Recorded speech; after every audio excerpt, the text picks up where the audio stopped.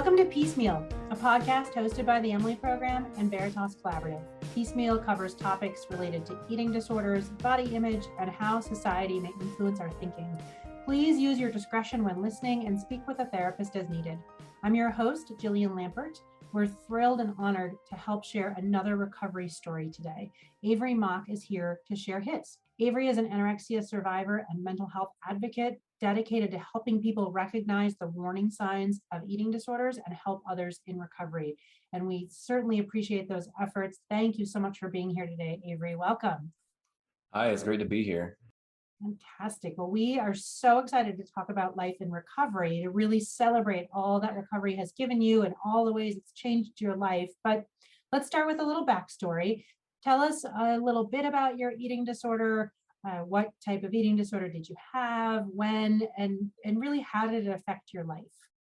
Well, in about early 2020, some certain personal things kind of fell apart, and so did the world. Before all that happened, I had started taking a kind of a look at my physical well-being, and I was like, you know what, let me attempt to do something. So I looked at some numbers, and you know what numbers mean. So I look at numbers, and then I was like, okay, let me set a goal. And then months go by, 2020 starts, and then I was passing goals, making new ones. And then eventually it just completely fell apart because I was home all day. There was nothing else to do. Before I knew it, I was so far into this mindset and this like really, really vicious cycle of literally just on a daily obsessing over literally every little thing that I ate, really. So obviously I'm talking about a restrictive eating disorder, and it was anorexia. I was diagnosed around middle of June 2020. I got help literally like 5 days later. That's fantastic that you were able to get help so quickly, and so unfortunate that your sort of story of things falling apart and then the world falling apart is really common. How did you feel with the eating disorder? How did it make you feel? How did you notice it sort of interfering with your life day in and day out? Well, I noticed that, physically, I had a lot less energy, and in tandem with a lot less energy, I was not myself. I was not the person that I am today in the slightest. So I was angry at literally anyone I talked to. I was cutting people out and like just not talking to them, or people who are huge parts of my life still. I was burning bridges essentially with them. It made me really bitter, in a word. Like that was a real weird thing to have to recover from. Not only after you get home from treatment, you've kind of fixed yourself physically, you're still trying to recover mentally. You've also kind of walked over a lot of people because you were in bad moods perpetually for the length of pre-recovery eating disorder. I think that's so well said. The eating disorder does just steamroller over your relationships and just sort of leaves a path in its wake that requires some tending when things are a little bit better. I'm curious about the period of time between sort of knowing something was going on and then reaching out for help. What did that feel like? Maybe doubts, maybe fears. How did it feel to take action to get help? Well, initially, I didn't really understand what was going on. All I knew was I was depressed, incredibly depressed. I was isolating myself to the point where I literally didn't leave my room or like my area, and didn't communicate with my family that I lived with for days on end. And the only way I would communicate was if they went up to where I was living. So I knew something was wrong, but I also didn't want to stop. So I went online and I took a bunch of different tests for like a bunch of different things that I thought might have been wrong. And I eventually landed on eating disorder, which just, checked all the boxes, made a ton of sense. And then I think the test was like out of 30, I scored 25. Well, initially, no, I scored 18, I think. And then as I got closer to June, I was scoring 25. I expressed all that to my therapist at the time, and she was like, we can talk about this in session. But obviously there was no more sessions because that was around March of 2020. So that didn't help much. Oh, I can't imagine that helped much at all to have that happen. So you eventually got to get an intake, a diagnosis, and a level of care recommendation, and that recommendation was for inpatient care, as we understand. How did that land on you? How did it feel to hear that and to receive that recommendation to do something totally different and get that kind of treatment? Well, I actually remember kind of the specific story. So I went to the Atlanta, the Sandy Springs location. So I went there. I had my diagnosis up on the top floor, I think, and I was called back eventually, and then took blood work, all that stuff. This whole time, I was super, super close to passing out. All that time, I was barely conscious. Eventually, I got, to the recommendation part, like what my treatment plan was supposed to be. And then they needed to do one more blood draw for something. And so they were telling me my recommendation. And then after that, or while they were doing it, actually, I think they were doing the blood draw. And then she told me the recommendation of, we recommend that you stay an inpatient. And if you get any worse, your parents can take you to Children's Healthcare of Atlanta and basically, force it on you, essentially. And so I was kind of indifferent towards the idea of going to a long-term care facility. I kind of knew that was what was coming, but I didn't think the, diagnosis or whatever for treatment was going to be over a month of stay. I didn't think that. What would you say for people who might be less enthused about treatment? Sometimes people are like, I don't want to go to treatment. I want to do it by myself, or I don't want to go. I'm afraid. I just don't want to go, or I'm not sick enough. I think people often have no idea what to expect before treatment. Can you share how treatment compared to kind of what you expected, if you had any expectations, and then how it felt once you got started? Well, I didn't honestly know at all what to expect for inpatient. I mean, there's, I count on one hand the amount of movies that try to talk about it, but they never do a good job. And also pretty much every facility is so different.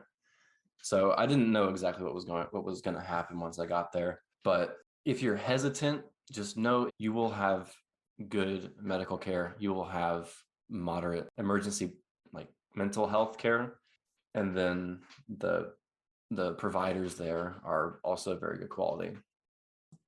Thank you for that.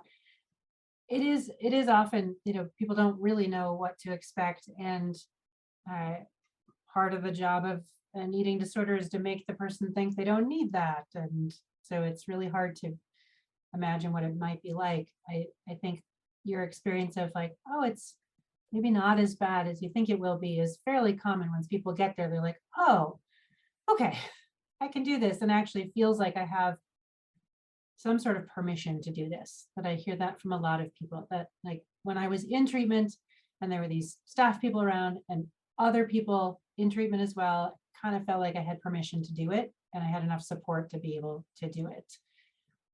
When we think about like the process, there's treatment and different levels of care, and uh, the process of recovery is takes time, and it's a lot of work. It's not glamorous. Those as you say, those not very well done movies sometimes sort of have this air of glamour or something about recovery. It's hard. It's really hard work, and we often hear people say it's the hardest thing they've ever done. They're really grateful that they did it, and yet it really is difficult. I know that from my own experience. Like, it's really hard, and yet we never hear people say they regret doing it. Was that the case for you? And if so, can you tell us why recovery is worth it for you? Recovery, it was a really hard decision to get into it, first off. But I like to think of it as like a caged animal almost. When you first get it, I guess a dog. First get a dog, they don't want to stay in the cage. They don't want to stay in the cage. But eventually, over time, it learns to, I guess, like the cage or understand the cage's purpose. And I kind of like to think of going into recovery, especially inpatient, if you've had an eating disorder for a long time that wasn't as drastic as maybe mine was. it can be hard to want to learn how to control it when it's been a part of your life for so long. Learning how to accept the fact that it does need to be controlled is really, really difficult. But I don't regret in the slightest ever going to Veritas, ever getting diagnosed. I don't regret ever in the slightest doing that. That's great. And do you look back at all now that you're further along to yourself then and have any reflections on what's different or what you can see has changed? Can you speak about that a little bit? Yeah, so I took a journal while I was in Veritas. I got it about a week after I got in there. I read that journal sometimes and it's like, what the heck was I doing? Like, what is all this? Like, what am I thinking? What am I saying? Why are these words coming out of my mouth? Why are they why are they important enough to where I thought I should write it down? And that's not to, diminish the experience of anyone who goes through treatment and things they think during treatment or really who they are during treatment. But once you kind of get out of that mindset or like get out of the circular pattern of how you think while you're in an eating disorder, once you get out of that, you realize how, I guess, unimportant a lot of the things you're thinking actually are. Because I mean, think about it. How important is eating? And you could construe that in the wrong way, obviously, but it doesn't really matter a whole ton. Like, what do? You do it every day. The choices you make every day aren't really that important once you get to a healthy standard. Yeah, it turns out the number of whatevers in a certain food really aren't that important, right? Like that's that obsessive nature of the eating disorder. I think you paint that picture beautifully around, wow, that took up so much space in your mind, in your life, in your existence. There's a lot more that could take up that space. It's maybe more important. And that really, demonstrates that the recovery really is, and eating disorders too, but it's really about so much more than food and eating. Like it's really more than that. What strategies or skills or support have helped you navigate the process of recovery? I think the biggest like pillar of support that I leaned on during my entire time in recovery, it's kind of odd because I only really have it now. It's reliability in my daily schedule. That's really about it. Because once I got to a point to where like I was like, I don't care anymore. Like eating is just taking up way too much of a percentage of my brain power. I can use it for so much more. I got to the point to where I was just like, I don't care. I don't care. Let me plan it out. Let me make sure I'm eating enough. And then let me do more with my life than just think about exactly what I'm eating. Basically, the biggest pillar for me is just like daily, not repetition, but like daily structure.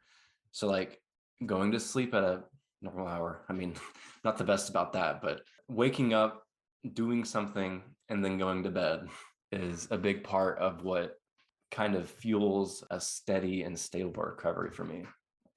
I love how you say that. It's so simple and beautiful. You wake up, you do some stuff, and you go to bed.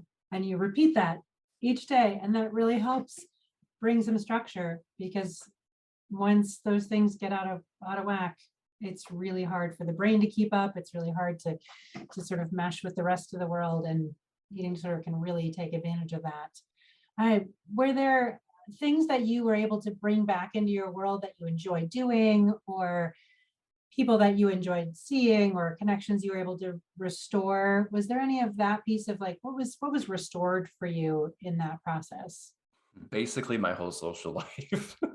I mean, once you get into the toxic like mindset of how eating disorders affect your mind, you get to the point where I mean that's all you think about. So I mean, you don't have time for friends, you don't have time for relationships, you don't have time to make sure your relationships are in good standing. So I mean, you kind of almost cut off all your friends or cut off your relatives that you talk to or treat them poorly. Like I said, I was stomping over relationships that I had built for my whole life while I was during my eating disorder. Now that I'm in a pretty stable place, I have all that back basically. Like I have a social life now. I have channels in which, I can relieve stress and do things that's not, work or school really. So I basically got pretty much everything that's not work or eating disorder back in my life.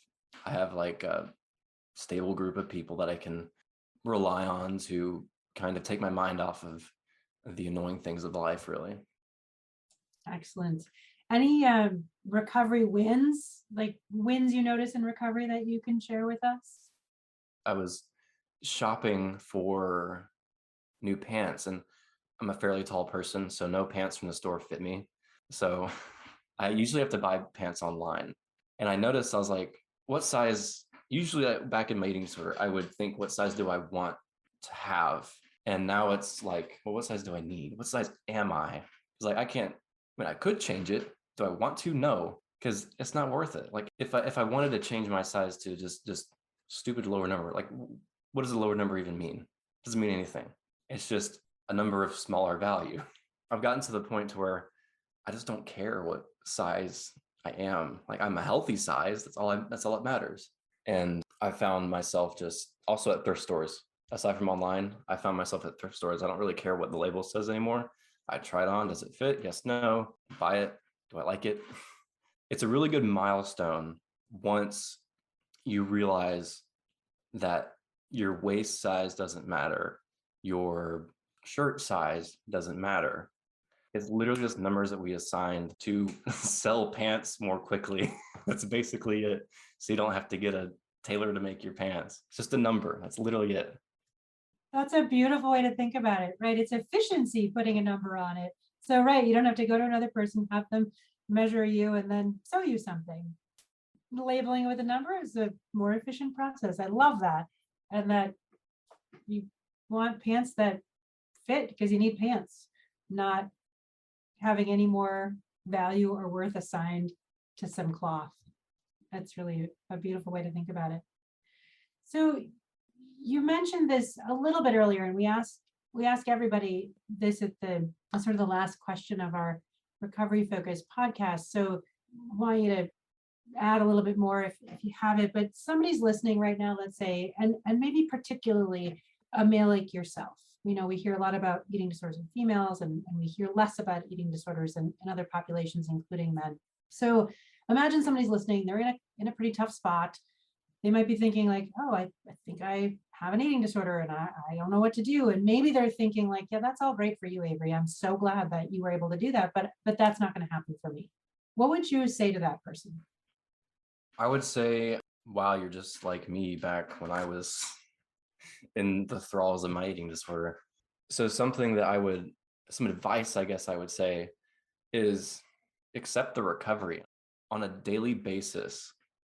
You need to reality check yourself and see, is what I'm doing actually reality? Like, is it based in reality?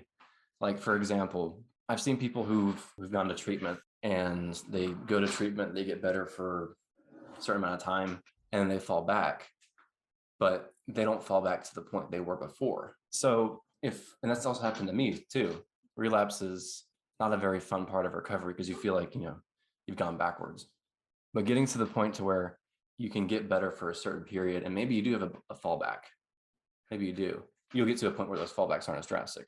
I actually did have a fallback recently. That's maybe like 3 weeks ago. I was doing something regarding physical activity, and I was like, you know what? I think if I did this regularly for a certain amount of time, I might look different. And then I was like, wait, no, I don't really need to look different, nor do I really care to want to. I realized I basically fact checked myself. That was kind of disordered, and that was kind of unhelpful to my current state of stability. Yeah, I like that encouragement of not every thought has to be acted on. You can call it what it is, like, well, that's not helpful, and let it go. But I love your accept recovery. Like it is a lot about acceptance and having the vulnerability to say, okay, maybe it could be okay. Maybe I'll give it a try and keep trying every day. And I think that's where people get to where they say, yeah, that was really hard, but boy, sure was worth doing. Well, Avery, thank you so much for spending time with us today and sharing your story. It's so important to have stories out there, and yours illustrates so much of what we talk about so beautifully. So thank you. Thank you for having me on. You're welcome. If you enjoyed today's episode of Piecemeal, please subscribe, rate, or leave a review on Apple Podcasts or wherever you listen. Learn more about us at emilyprogram.com and veritascollaborative.com, or search Emily Program and Veritas Collaborative on social media. Piecemeal is produced by Angie Mitchell and Nancy Linden with music by Dan Forkey. Until next time, take care. Thanks for listening.